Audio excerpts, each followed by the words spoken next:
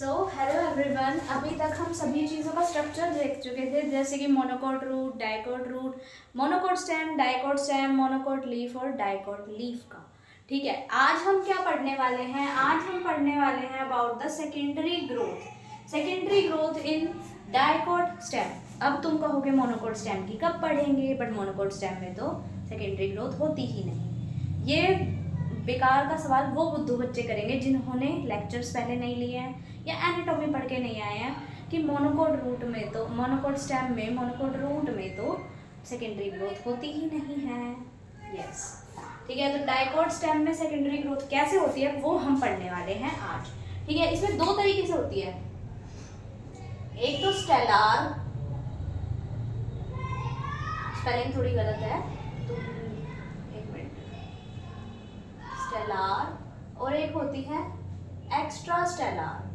आज हम पढ़ने वाले हैं स्टेलार के बारे में कि स्टेलर ग्रोथ एक्चुअली होती कैसे है। ठीक है, होता क्या है इसके अंदर?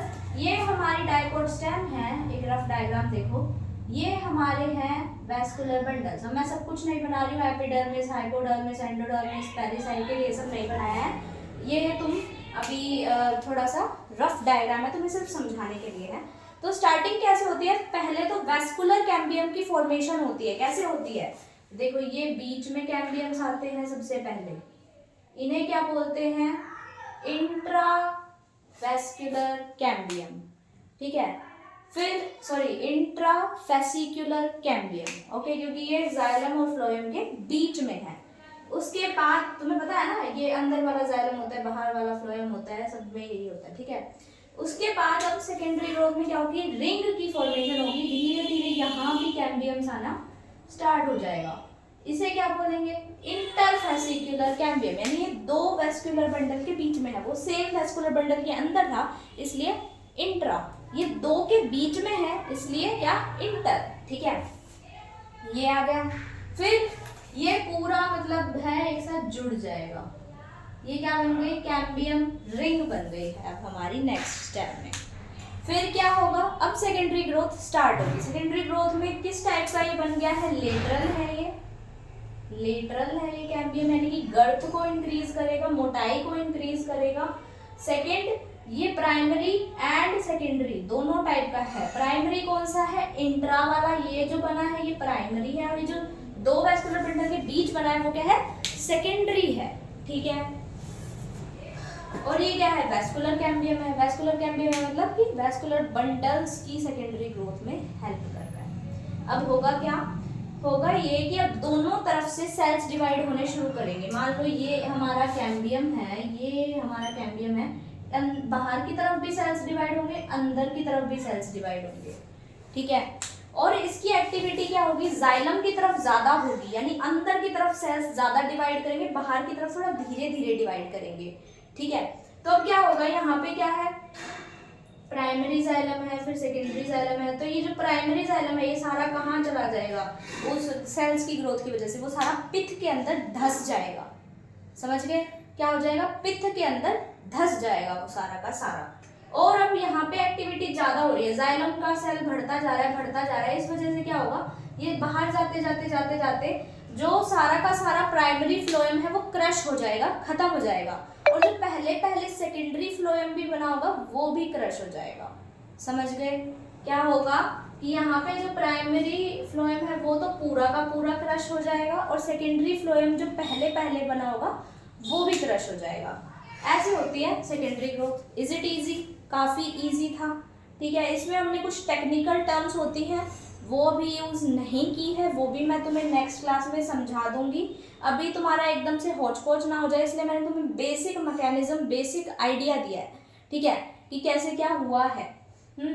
जैसे मैं टर्म्स भी तुम्हें थोड़ी सी याद दिला देती हूँ, कैसे कौन सी टर्म्स की मैं बात कर रही हूँ। स्टील की बात कर रही हूँ, प्रोटोडर्म, ठीक है, ऐसी टर्म्स की मैं बात कर रही हूँ, वो मैं तुम्हें नेक्स्ट क्लास में बता दूंगी कि क्या क्या कैसे कैसे होती है।